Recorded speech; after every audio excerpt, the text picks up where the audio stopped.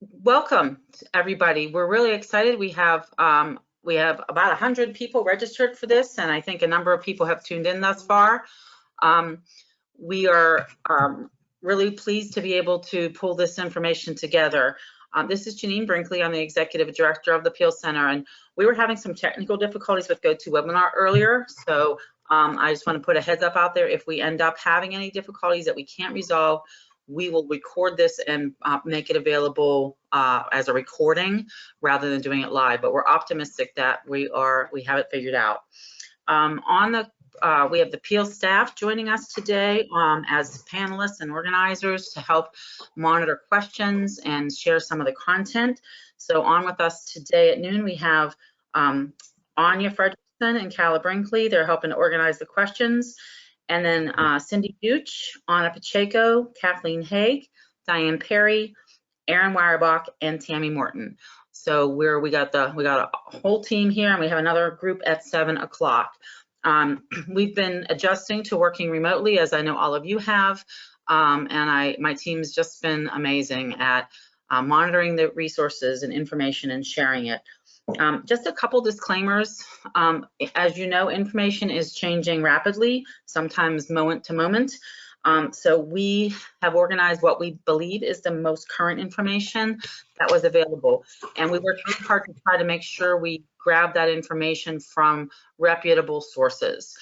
So wherever possible, we used written guidance from the Pennsylvania Department of Education, Office of Special Ed Programs, other partner organizations, but we may possibly be stating something that has changed since we put the slides together. If, as you're listening to the webinar, you would like to share a resource that maybe has different information, please type that into the chat box and share that with everyone, and then we'll gather those and do some follow-up. If you have a question that you would like to have answered, if you would type that into the question pane, then we can respond during the webinar. Some of those we'll read aloud and respond to, some will respond in writing, and we may have to reach out and get answers from partners. But what we're going to try to do is, after this webinar, put together a FAQ document and maybe update that periodically and have that on our website. We will also periodically be asking you to respond to some polls during the webinar. These questions are primarily targeted to the family members who are participating today. I know we have a number of professionals on as well, but we really wanted to gather some information from families. We're working in partnership with the Bureau of Special Education and other stakeholder organizations. They've reached out to us. We've been meeting weekly, and they are really interested in firsthand information from families about what's working, what's not working, and what may be needed. So let's just start with a couple of quick polls to get a sense of who is on with us today. And I'll go ahead and launch this first poll. If you take just a minute or two to respond to the answers. And when I close it, you'll be able to see the answers. So this first question is, what are the ages of your children who have disabilities? And we're asking whether it's birth to 5, elementary, middle school, high school, or 18 to 21. I'll just give a couple more seconds for folks to respond, and then we'll close it once we have a sense.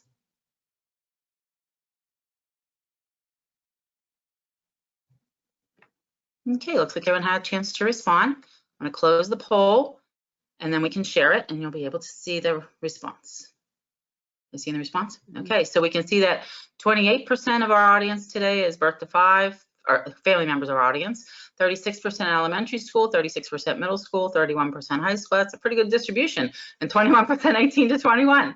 All right, great. Let's take a look at the second poll, and we'll do this real quick. We're going to do 3 on this page. What kind of school does your child or children attend? And you can pick more than one if you have more than one school. So we're interested in whether it's a public school, charter school, cyber charter, approved private school, or a private licensed academy or parochial school.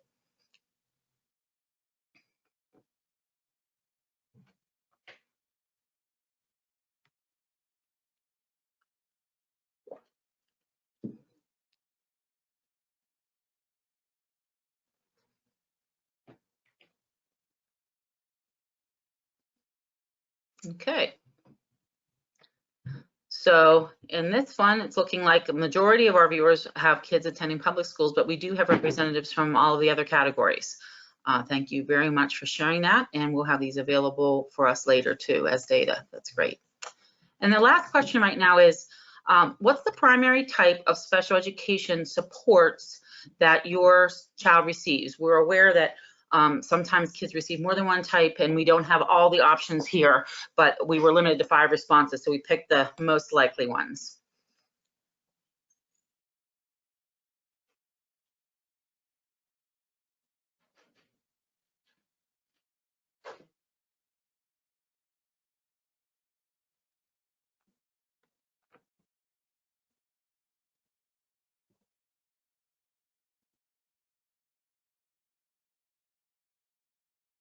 Okay, and I'm going to close this and share these results.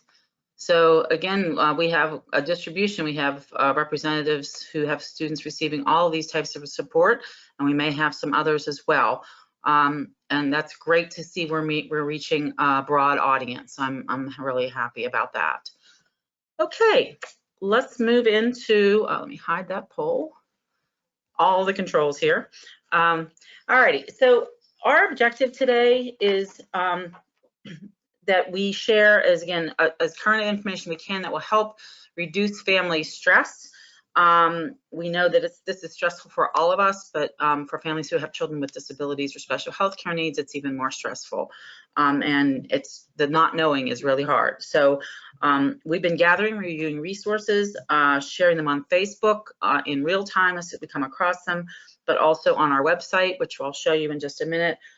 We have it organized a page, and the team has been really great at organizing that and sharing that. We're also interested in hearing from you about your current needs and priorities. So one of the things we're doing is our polling, but also you can feel free to reach out to us individually to share if you need assistance. We haven't had a lot of families reaching out right now because I think folks are adjusting to this, what passes for normal at the moment. But we want you to know we're all here. We're not working in the offices, but we're all available to provide assistance via phone, email, etc. And we're hoping we can give you answers to some of your questions, probably not all of them. And then lastly, we're going to focus in, although I didn't list objectives in this order, but we're going to focus in on some strategies that families can use to monitor your child's progress and support learning while schools are closed. And we're going to also focus in on not only education, but we have some information related to healthcare as well. Okay, my cursor messed up. There we go. All right, so one of the handouts we have that you might want to take a look at now or later is the top 10 tips to remember. But these are some ones we wanted to just highlight. Excuse me. Most importantly, we need to remember that none of us have experienced anything.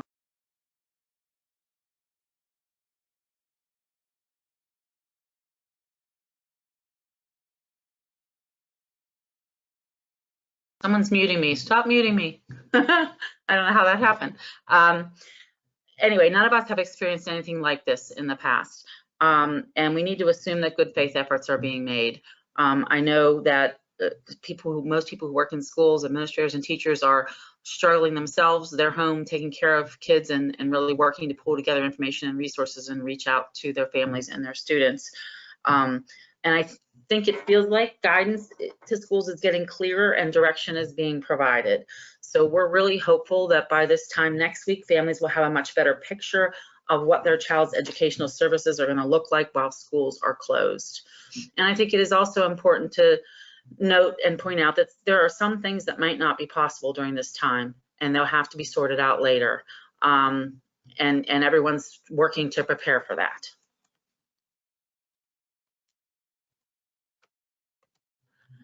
So PEAL priorities, as we've been working over the last 10 days, is first of all to ensure that families understand their rights, but balancing that out with encouraging creativity and flexibility. This current situation is not addressed at all in IDEA, so this is uncharted territory, and the guidance is ever evolving. I also think that schools, and I know that PDE recognizes that instruction at home is not the best solution for some students, and actually not for most students, and it won't be effective for some students. Realistically, we know that some students are going to need compensatory education after school closures. But what we want to do is encourage LEAs in school to provide those educational services, while recognizing that some students will not be able to meaningfully engage in the ways they had in the past. And we also, we know families have real concerns about regression, skill loss, behavior, and other things, as well as all the other non-education related topics. And education may not be the highest priority for your family at this time, and that's okay. So one of the things we were interested in hearing about is what's your top priority as a family right now? So I'm going to open this poll, and we'd like to hear from you all about which of these is your highest priority at the moment.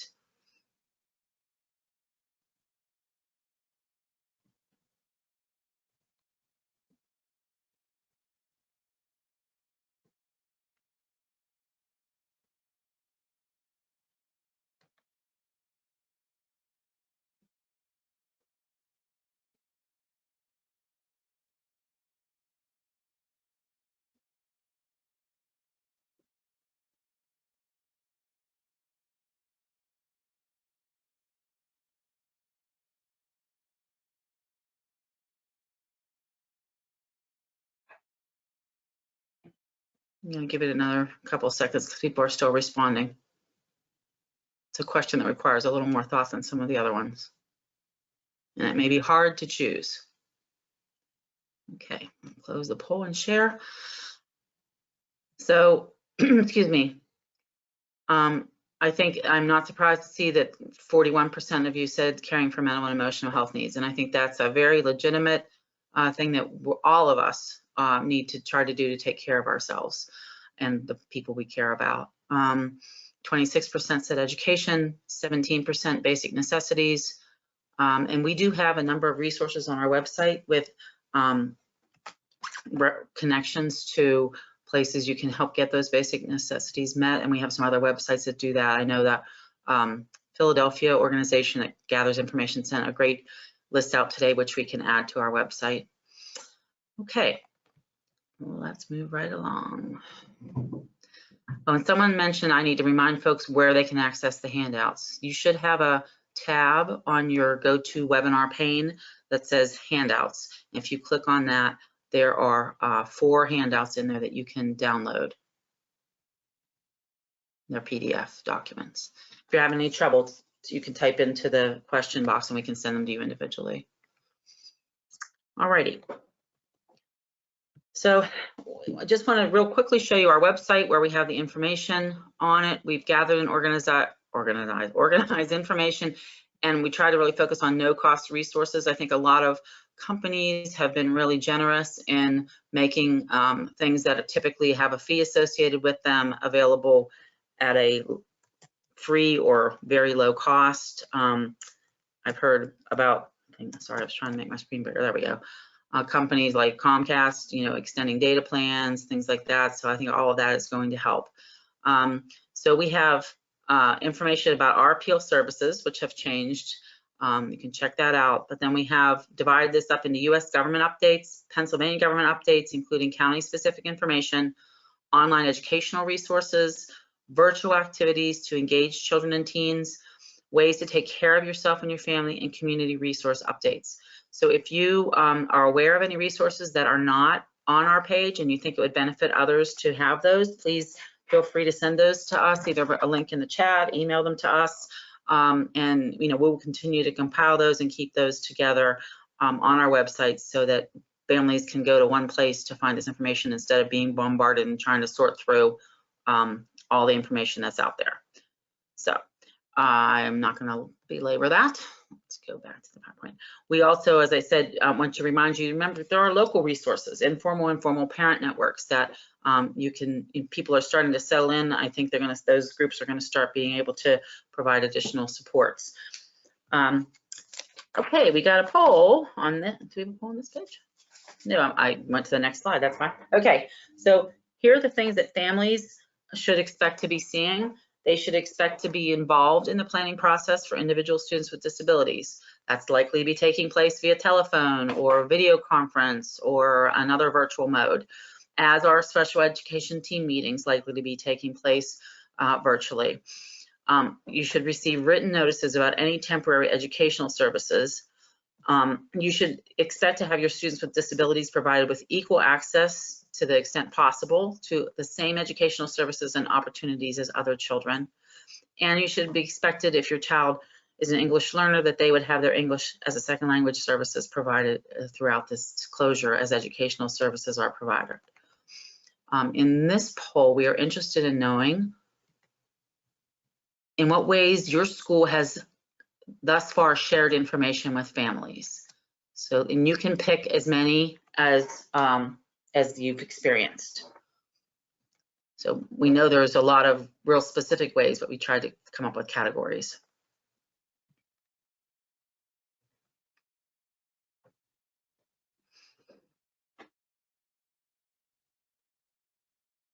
I know I saw in the paper this morning that Pittsburgh is going to be distributing packets where they distribute the lunches for kids, materials and packets. And another district was cleaning and distributing iPads to all their students in kindergarten through 3rd grade. Administrators were doing that in the last few days. Okay, another moment. Okay. It looks like the majority of folks have had either one-way broadcast or email. Some have had phone conversations, and I'm very sad to hear some have had none. If you haven't had any communication from or with your school district, we encourage you to reach out proactively to them. But also, if you feel like you're not getting information that you need, reach out to PEAL, and we will help to try to facilitate you getting the information that you need.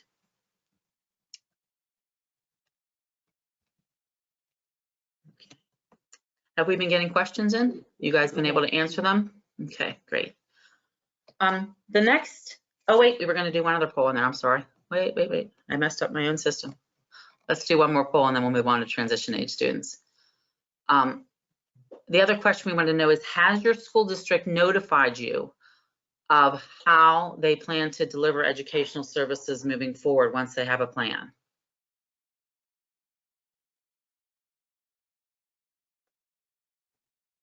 This looks like it's going to be pretty evenly split between yes and no, and that doesn't surprise me because, again, the guidance has been gearing up and becoming more concrete.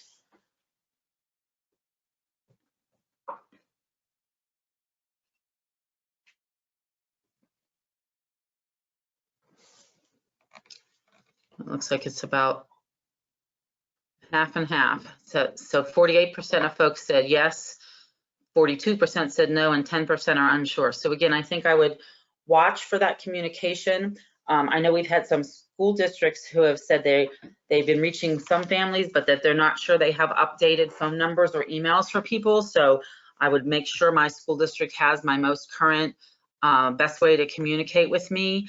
I know in Pittsburgh Public, again, they have a place you can go to put questions on the web. They also have a phone number for a helpline. If you need help accessing any of those things or figuring out who to contact or how to contact them, let us know and we will do our best to help you.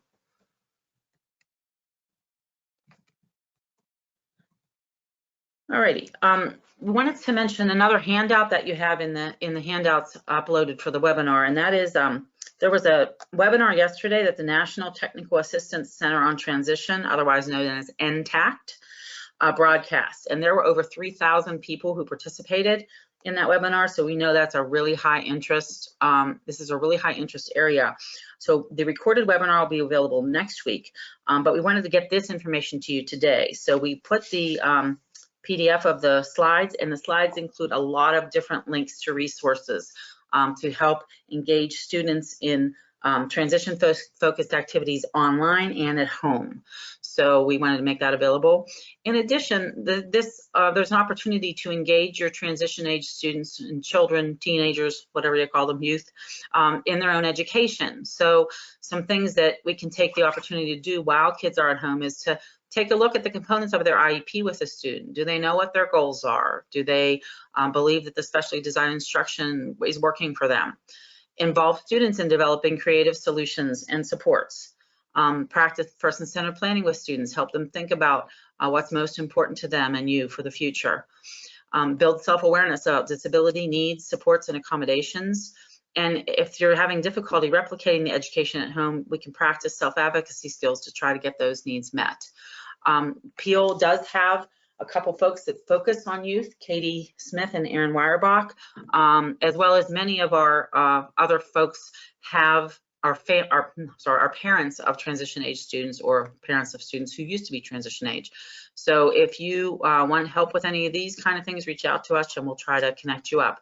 We've been talking about putting together some virtual check-ins for transition age youth, maybe using Facebook Live or something. If you have needs like that, or you think that would be beneficial for your child, you can type a question in, type in the chat, or reach out to us individually. Okay. I think most of these I probably already mentioned, but the one thing I wanted to highlight is I think one of the reasons why the guidance was clarified is because there were many schools that were not providing educational services to any students in fear they would not be able to meet every student's needs under IDEA. And I think that nobody wants nothing to be happening, but by the same token, we don't want to see inequities in how people can access the supports and services that are going to be made available. So on Monday of this week, that was just 2 days ago, hard to believe it's only Wednesday, the Bureau of Special Education provided training, or PDE and the Bureau of Special Education provided training about something called continuity of learning plans to intermediate units, and then they are going to be training schools over the next period of time. Within the PDE guidance, which there's a hyperlink to that here, and it's updated daily, sometimes more than once a day. There's some very specific information about continuity of learning plans that you might want to take a look at. This is excerpted from that, then some things we just wanted to highlight. So most importantly, when a school's closed because of COVID-19 response efforts and they're providing educational services to the general student population, they must also assure that students with disabilities have equal access to the same opportunities, including provision of FAPE. Also, they need to ensure that to the greatest extent possible, students with disabilities or a 504 plan can be provided the special education and related services identified in their IEP or 504 plan. This is going to sometimes involve a lot of creative thinking.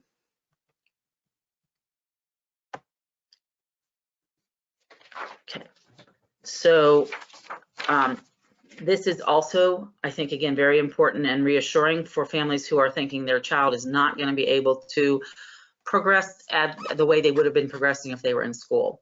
I didn't move to the next slide. There we go. So once school resumes, we mentioned this earlier, and this is from the PDE guidance, the child's IEP team or other appropriate personnel under 504 will have to make an individualized determination whether and to what extent compensatory services may be needed, consistent with the applicable requirements, including to make up for any skills that may have been lost during the closure within a reasonable time frame. Now, having said that, I think it's also important to remember that all kids are probably going to need to be assessed and figure out where they are with regard to where their skills were when they left. So I think a lot of assessment and reteaching and makeup will be occurring. But and another thing to note here is that when kids start back to school, even if there are interim addendums or amendments made to an IEP, that the IEP that will be pendant when they go back to school will be the IEP that was in place when the student was attending school prior to the closure. We'll talk a little bit more about that in a minute. So within those continuity plans, we can have, it's our understanding that, first of all, it's a local decision whether a school district creates a continuity plan. And school districts are being encouraged to create these plans, but not required. in the plans, they can have a combination. They can either have planned instruction, enrichment, or a combination of the two. Planned instruction is more similar to what typically occurs in schools using distance technology, with teachers leading instruction, grading work, students earning credits. Enrichment is providing virtual or print resources to review and practice learned skills. And we don't know yet what these plans are going to look like. So you'll be wanting to take a look at the plan once your district is developed, and perhaps even reach out to see if they need any parental input into what that should look like. But whatever plan a school develops, it must address how they're going to meet the needs of all learners. The other thing that I wanted to mention on this slide is that we've received some calls and concerns about, what if my district is offering planned instruction and grading work and students are earning credits, and my child, for whatever reason, is not participating, cannot participate? Will they be marked absent, or will there be truancy concerns? And it's our understanding, we don't have this in writing yet, but it is our understanding that what school districts are being advised to do is to not worry about attendance requirements right now, but to document their contacts they're making to families and students to show that they are making efforts to provide services.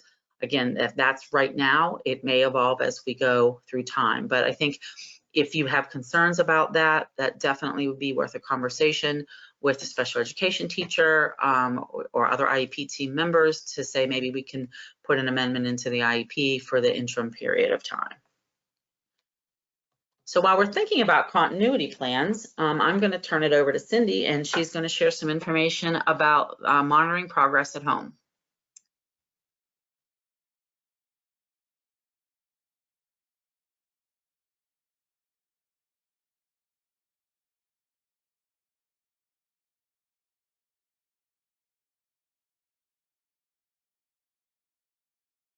Thanks, Janine.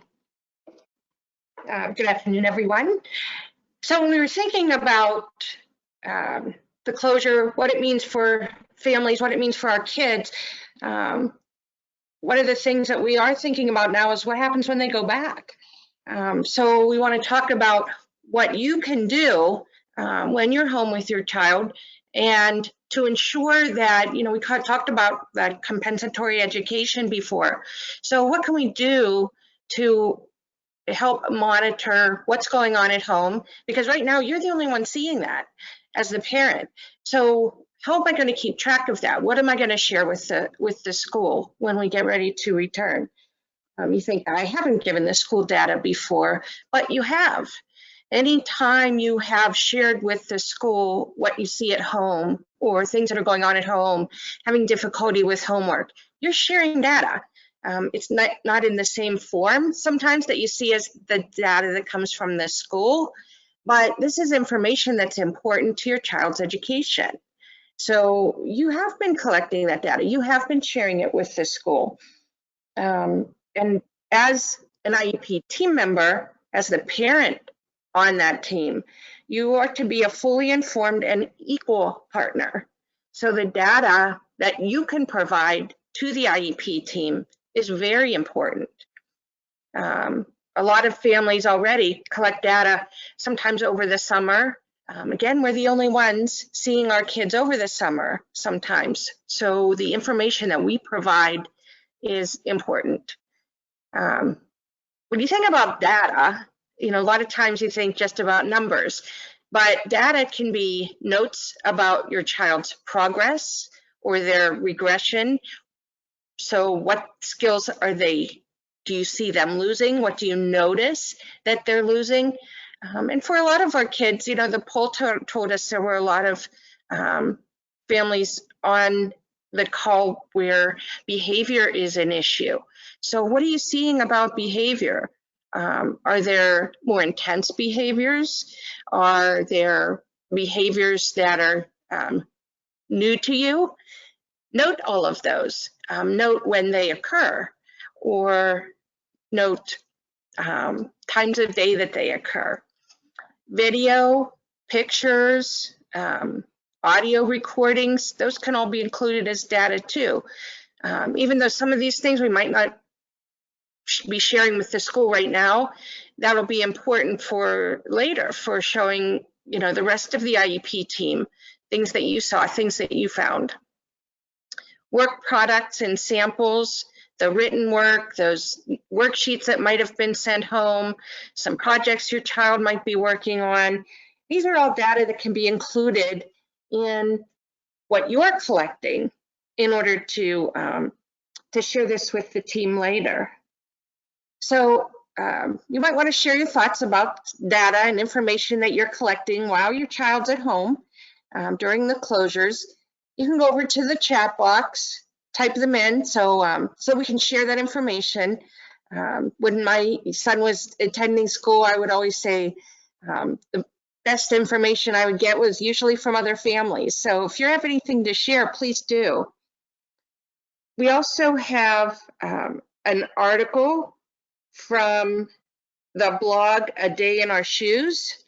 Parents in Pennsylvania might be familiar with that blog already. It's really helpful to a lot of families, and Lisa that runs that site, she has some information about, you know, what we're all going through right now and how that can help. We also have, let's see, maybe that's going to come later. So going to the next slide. Let's see. Do I need to go back one, Cindy? I'm sorry. I think I got all out of whack. Skipping ahead. There we go. Is that where you want to be? One before. Okay.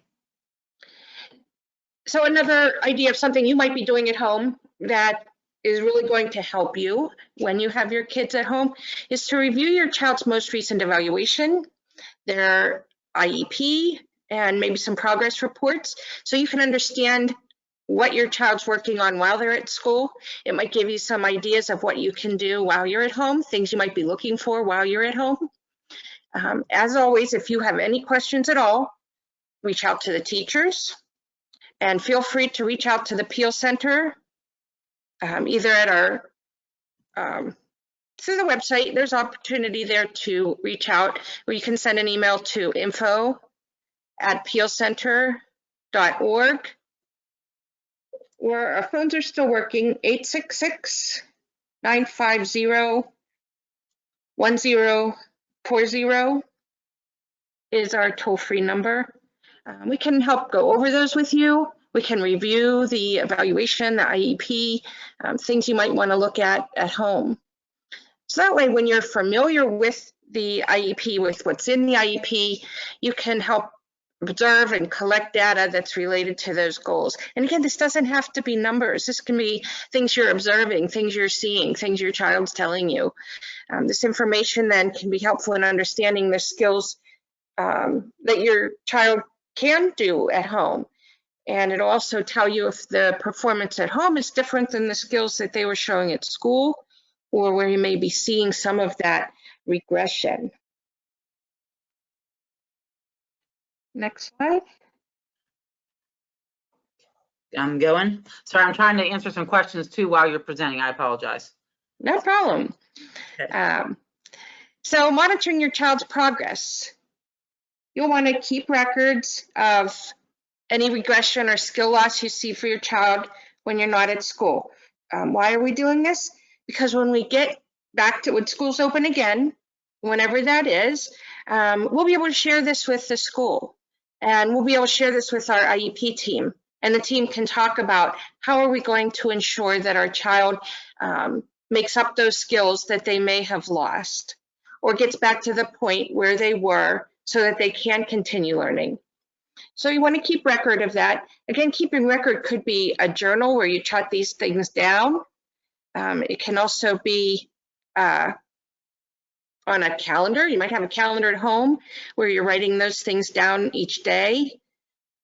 We also have a template to share with you about specifically taking this kind of data. And that is part of the handout, so you'll be able to download that and print that out for yourself. And depending on your child's strengths and needs, you're going to want to keep track of maybe some academics, reading, math, writing. I'm sure that, you know, through this distance learning, the teachers will be looking at these things too. But again, you're the one that's going to be with your child at this time. Note some things that you're seeing at home too. Social skills, turn taking, communicating with others, talking on the phone or talking, you know, some kids are using some FaceTime now to talk to their friends. What does that look like for your child?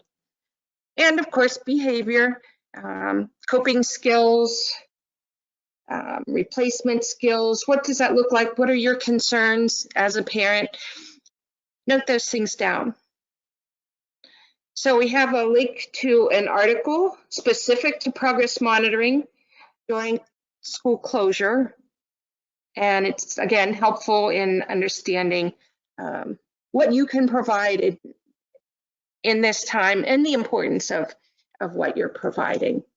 Be sure to chat, you know, put in your questions if you have any, or contact us at the PEAL Center for some more help.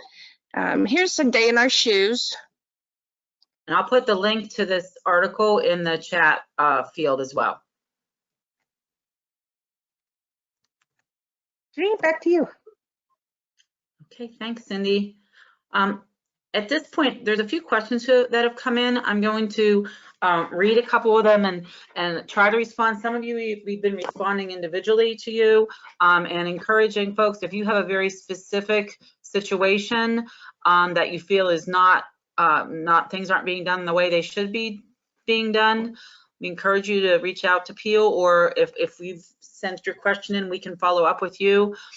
We also want to make sure you know that Consult Line is operating, as well as the Office of Dispute Resolution. You can always call Consult Line to let them know about systemic issues that have arisen. So one of the questions I have here is, Pittsburgh Public School has nearly 5,000 students with IEPs. That's a lot of IEP discussions when we return. What support will families and districts have through this process? So what I can tell you right now, Rachel, what we know is that the Bureau of Special Ed is very aware of the numbers of students who are going to potentially need IEP discussions, and not only when we return, but potentially, you know, to figure out how the services are going to be delivered now. And they are working diligently to figure out what guidance they can provide, whether there's that will protect the rights of families and students, but also potentially facilitate getting those IEPs done. We've heard, we've been talking ourselves about this, that there's probably going to be a need to triage when we're thinking about IEPs in terms of, you know, which students do we address first? And there, you know, again, this uncharted territory. So I expect that we will see more guidance coming out about that in the near future. And of course, everything that they're thinking about would have to be vetted through legal.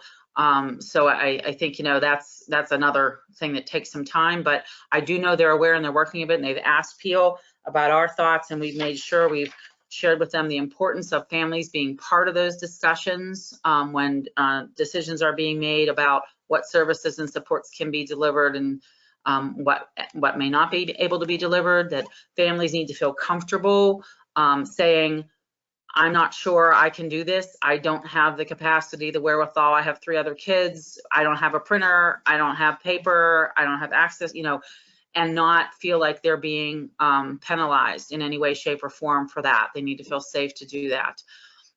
So that's the answer we can give right now, but we will I anticipate doing future webinars like this, as well as keeping information out there. So as soon as we have any more information, we will definitely share that. The next question is that someone's concerned that their school district will make the daughter repeat her grade. Are schools allowed to do this to students who clearly have learning disabilities? Again, I don't know what the future holds. My guess is that it wouldn't only be kids with disabilities who people would be thinking, wow, how are we going to catch kids up? You know, my kid was in 2nd grade until March, and then instruction stopped. And how are we going to catch up, but without completely burdening the system. I would think if a school was specifically considering a child with a disability repeating a grade, that should be an IEP team discussion. But I do anticipate more guidance around that too, because I'm sure you're not the only parent who has that question. And then I'm going to answer one more, and then we'll go back. We'll come back to some of these. But someone asked about get written notices about any temporary services. Can that be in the form of an email, or is that something formal that needs to be sent and signed? I'm going to actually ask Anna. Would you mind responding to that question, Anna, about ways that we could get written notices just so that we know that we have it? I probably have to unmute you. Sorry. I can't unmute you. All right, let me try. How about you, Diane? You want to weigh in? I can't unmute you either. Can you hear me? Yes. Okay, go ahead, Anna. Yes, please. Yes, good afternoon. My name is Ana Pacheco. Parents should be notified in writing about any changes to the IEP of services, how they are going to be delivered. That can be done through the notification of recommended educational placement, the noted. I'm aware that sometimes districts, they use an email to notify the parents, but I encourage any parents who receive a notification about changes in services, instruction, to request the notification in writing. So they can also, it can be emailed to the parents in order for you to keep a track of the changes proposed. This is very important, along with all the observation that you're going to be tracking about your son's or your kids' behavior or performance at home. Thank you, Anna. I think, as Anna said, the most important thing is whatever communication you get, you want to have it in writing. We're going to talk a little bit further here about using the word interim and making it really clear that if there are changes, they are interim changes only for the period of time where schools are closed due to this crisis we're having.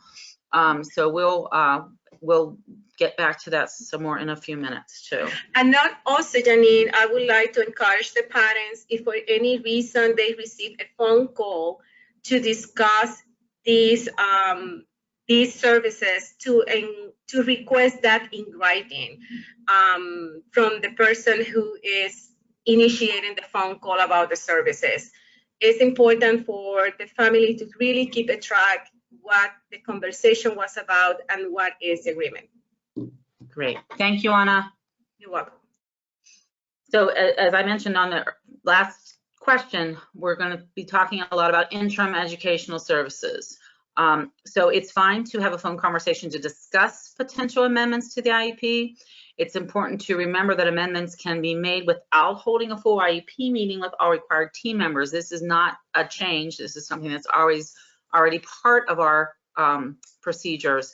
But I think the key is you want to follow up in writing to any phone conversation that summarizes any changes they're proposing to make, any amendments. And we want to encourage you to think creatively with the team, but also recognize your family's limits and capacity, and prioritize your well-being and behavioral health and mental health. So don't feel too much pressure. You already do feel pressure, I'm sure, but don't feel overly pressured to do things you think you can't possibly pull off. So this is not the focus of today, but as you plan for thinking about amending the child services during this interim time, and we can give more information in the future on this, but we want you to know there are a lot of resources and ideas for how specially designed instruction can be provided virtually. So things to think about. You can adapt specially designed instruction that was typically used in face-to-face instruction to be used during synchronous online instruction where the teacher or related service provider is engaging groups or individuals in learning. You can use low-tech strategies like having students have a whiteboard there that they can each write their response on and hold it up to the camera. You can set timers for needed check-ins and reinforcements. And you can use high-tech features like we're doing today, where you can type questions in or type chats in. You know, for some kids, having the video component to the online instruction might be really important. You can also implement those assistive technology supports that were used in school, or there might be new ones that need to be used when a child's learning virtually. So you can, things like built-in features of Microsoft Word, specialized word prediction software, dictation software, etc. And then there are those computer-based platforms that students sometimes use in school or out of school, like Study Island and other things that can also be used as part of a package of specially designed instruction that will help meet that child's needs. So I encourage you to also access or have your school district access support from your assistive technology consultant at your intermediate unit. They are great resources for understanding all the possibilities. Okay. Sorry, my computer's being weird there. Okay, I'm not going to spend a lot of time on this one. I just want you families to know that there is a Q A that's been put together for administrators. It's hyperlinked in this PowerPoint, and we'll provide the PowerPoint slides to you as well. And it's a very lengthy thing. It's like 10 pages long, but you don't need to read the whole thing unless you really want to. But it is important to know that FERPA does include health or safety emergency exceptions. And so certainly COVID-19, these circumstances may necessitate implementing this exception.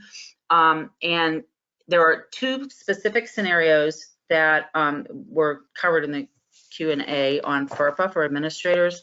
So one is, if a student is diagnosed with COVID-19, schools can release the information that a student has been diagnosed without written consent, but only in a non-personally identifiable form.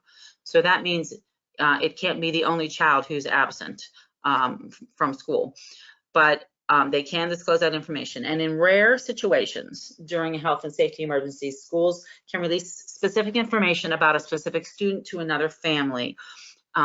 For example, if a student who has the virus has had close contact with another student, they use the example of students on a wrestling team, and they would need to share that information with the other student's family. But that's rare circumstances. So they're really trying to reassure that those guidelines from FERPA would continue to be implemented to the extent possible. Okay, a little bit on healthcare. And then we'll be wrapping up. I'll go back and do some more questions. Okay, should I do some more questions before healthcare? No. Okay, all right. There's not nearly as much in writing on the healthcare side as there, I mean, obviously about general healthcare and the COVID-19 virus, there's a ton, and we have the CDC website listed as a resource. But there's a few things we wanted to highlight that might be of importance for families of kids in school to be thinking about. So the PA Department of Human Services did announce that there is a preference for the use of telehealth for necessary behavioral health services. Some agencies are continuing to send staff into homes for things like behavioral health supports or HAB supports, but there's variability in whether the staff are going into the homes to provide those services. Some agencies, for example, have created guidelines about only providing face-to-face support for critical activities, while others are following typical schedules. And some families are not comfortable having staff come into their house during this time due to health and safety concerns. So if telehealth is offered, we recommend that if you think it might work, give it a try, take notes of how it works, and communicate with the agency the effectiveness and the cooperation of your child or youth. And it's important also to make sure you check with your insurance provider. Medicaid has temporarily approved telehealth, but maybe not all private insurers might not have. So you definitely always want to check with your your insurance provider. And just like education, if there are changes to behavioral health or other services, you want to make sure they're referred to as interim arrangements, because you want to be able to go back to the previous services when this settles down. So to maintain eligibility for services, you should be aware that if telehealth is offered and you do not participate, you should not lose or have a reduction in services. If you receive a notice that prescribed services are going to be reduced or eliminated as a consequence of not accessing telehealth when it was offered, or any other time actually, you should contact the PA Health Law Project, and we have their information on the last slide, and they will help you file an appeal. It's important to note that you have to appeal within 10 days of the notice to have services stay in place until the appeal is processed. So you want to do that pretty quickly if you receive that notice. And then two other points. We are advising you, of course, to contact your doctor ahead of any visits if your child is sick or if you are sick. And we're aware that many dental practices are only providing emergency dental work. The American Dental Association has published a toolkit that includes information for patients, and that is hyperlinked here as well. We'll need to make sure we upload that PowerPoint to the, it's not showing up on my handouts. I don't know if it's showing up on other people's handouts. Thank you. And then finally, or almost finally, okay, we'll send out the PowerPoint to everybody as well, so you have the links. We want to be optimistic, and that the Surgeon General's message was, we needed to do this for 15 days. Sorry, my words aren't working, to stop the spread. And what we're doing in Pennsylvania does seem to be having an effect in slowing the spread. Other states are quickly surpassing our numbers. We recognize that this is difficult. It's difficult for families. It's difficult for kids. Some of us are separated from, loved ones who live in assisted living or nursing homes, other congregate areas. We just want to try to be patient and do your part. In the words of Dr. Rachel Levine, who's the Secretary of the PA Department of Health, stay calm, stay safe, and stay home. Are her recommendations, and we're all trying to follow that. And give yourself and your kids a break whenever you can. These are some resources that you might also want to check out, but I'm going to go back to the questions and see if we can answer a few more questions before we wrap up today. I also want to mention that we're going to be sending you a 5-question survey after this. We would really appreciate 1 hour after. We would really appreciate if you take a few minutes to reply to us so that we can gather data on the effectiveness of this methodology, what else would help you, what other topics are you interested in, so that we can continue to try to provide our support and education and empowering families in the ways that you need it. Okay. I'm looking at, let's see here. Most of other ones have come in. Oh, great. Somebody offered, and I'll put that into the chat too. Food Bank SNAP department is here to take SNAP applications over the phone. Let me see if I can copy and paste that. I think I can. I'll copy and paste that into the chat so everybody has this information. So appreciate that. Sharing resources. We'll also put that on our website as well. Well, thank you. People are giving us some positive feedback. Which one do you want me to answer? Sorry. Kara Corolla, you're assigned to it. Okay. 1227. Oh, okay. Yeah. Are you saying we should change the IEP to incorporate the plan into the IEP? If schools are closed.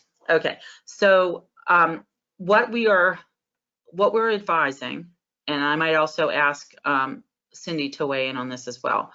What we're advising is if there are changes that need to be made to the services, so there are services that are not going to be able to be delivered or have to be delivered in a different way, that can be documented by amending the IEP. And that's a process that's in place. And if you want assistance in understanding how that works, we can definitely reach out to you and help you individually. Cindy, would you like to add anything else to that? Let me unmute you. Oh, you're self-muted. You can unmute yourself.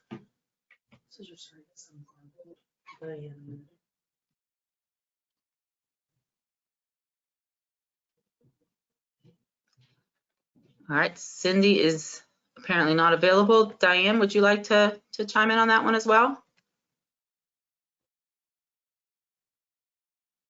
Cindy, it says you're self-muted. I tried to unmute you, but oh, there you go. Go ahead. I'm sorry. Cindy? Thank you. Yeah, I mean, you can have, according to IDEA, you can have, a conversation between you and the teacher.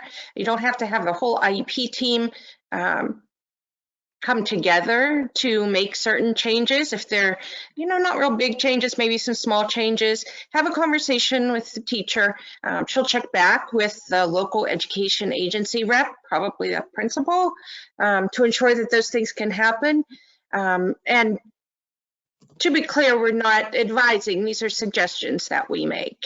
Yes. So, have those conversations, keep those lines of communication open. That's probably one of the most important things you can do right now. Keep those lines of communication open with your school. And yeah, no problem making the changes.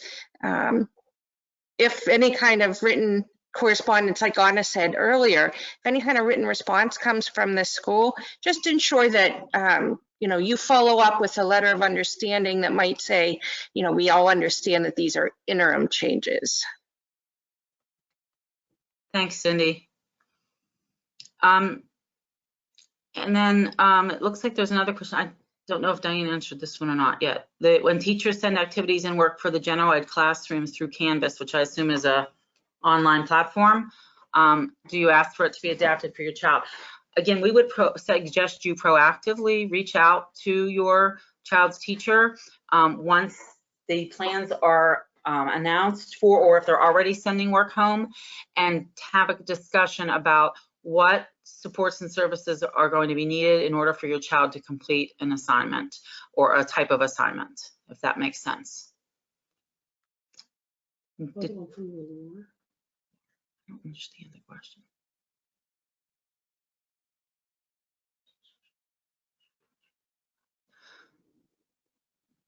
Lenore, we'll reach back out to you. I'm not sure I completely grasped your question.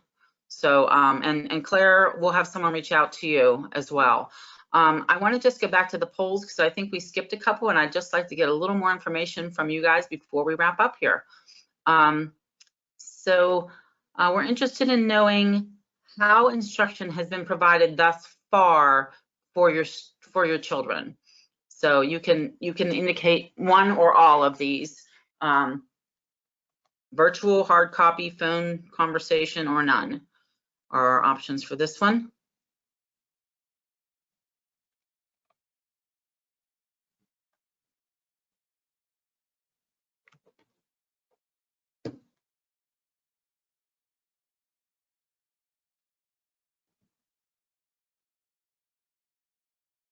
Okay. Give it another couple seconds here.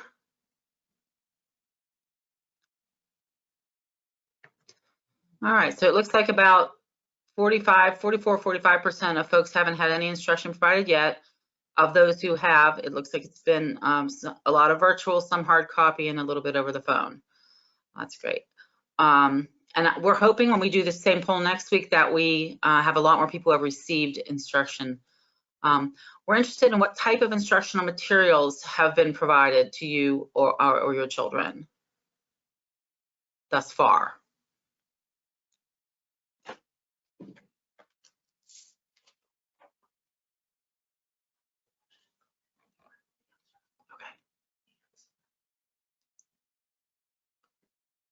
Okay.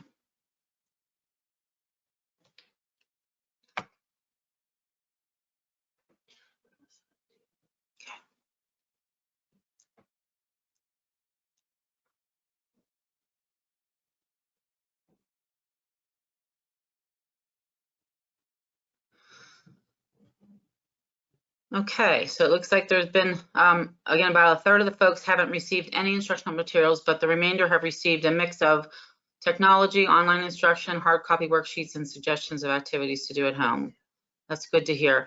I have a question that just came in that I'd like to address, and then we'll go back and do one more, I think one more poll. So if the school district is not offering any services, did I say that PDE will be working with them to make sure they are provided in the next few days? Actually, our understanding right at the moment and what's in the PDE guidance is that they already provided training to intermediate units to develop continuity of learning plans. And there are specific components that can be included in those. However, it is a local decision whether or not they provide one. PDE is going to be encouraging districts to put a plan together, but they are not requiring them as of right now. So I think it'd be fair to say they'd be reaching out, encouraging, supporting, but they are right now not requiring districts to develop that. And I think the other important piece is if a district does develop a plan, though, it must address how they're going to meet the needs of all kids, kids with disabilities, kids who are English language learners, kids who may not have internet access, kids who don't have parents at home with them that can help teach them, all kids. So that's what we're going to focus on. We may have some more updates on that next week. Alrighty, then. Oh, I didn't share this poll. Here's the poll. I'll hide it. And then last poll, I think. Let's see. I think we have two more. Yeah, I'm really interested in these last two. So we have two more polls. We're going to do those real quickly, and then we'll wrap up. And I so appreciate your attention. The first one is in our current situation, based on what you know right now, how do you think your child will learn best? So we're thinking about hands-on activities, live instruction from a teacher, computer activities, iPad or table activities, or pencil paper. And you can select more than one. Sorry, it's supposed to be tablet, not table. So iPad or tablet activities, not table. Hey, if that's the only typo we found, that's pretty good. And we're going to be sharing the responses to this with the Bureau of Special Education and also using them ourselves to create resources. Nice distribution.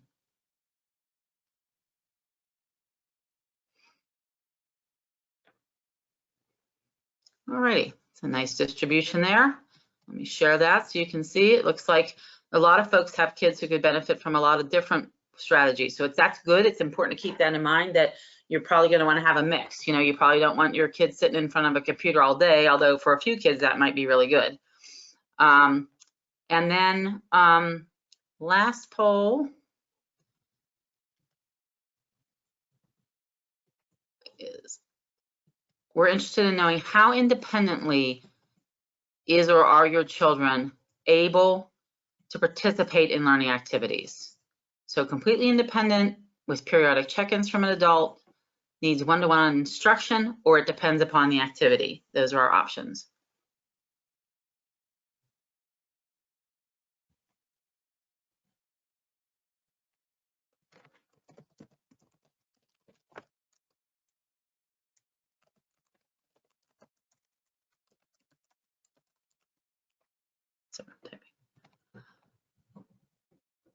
All right, so this is really helpful. So let me just show this. So it looks like most families are indicating that depending upon the activity, it might change. Many of you have children or young adults who need one-on-one instruction. Many have kids who need periodic check-ins from an adult, and very few of us have kids who would be able to work completely independently. And I'm happy to have that information to share. And hopefully, again, it's important to convey that as you talk with your IEP teams.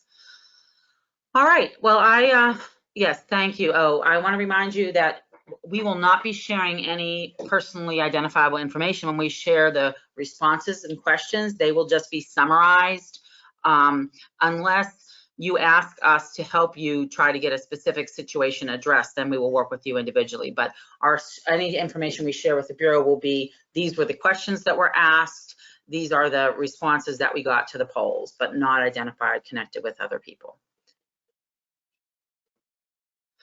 Great. If you have other questions after we end the webinar, you can send it to info@pealcenter.org.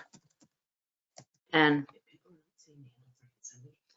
yeah, we'll send an email to all of you with the PowerPoint attached because we thought it was uploaded, but not everybody seems to be seeing it. So we will send that out as soon as we finish up here and possibly run to the restroom. Anything else from the team who's on? Anything I missed that you want to catch up on? Or I know you've been using the chat, so I appreciate that. All right, great team effort. I'm glad to hear that people are finding this information helpful. We will probably continue to do these. I don't know if we'll do them every week, maybe every other week. But again, reach out, and we're here to do whatever we can to help. Thank you so much, and take a small break now before you do anything else to let your brain absorb all this information. All right, take care. Bye now.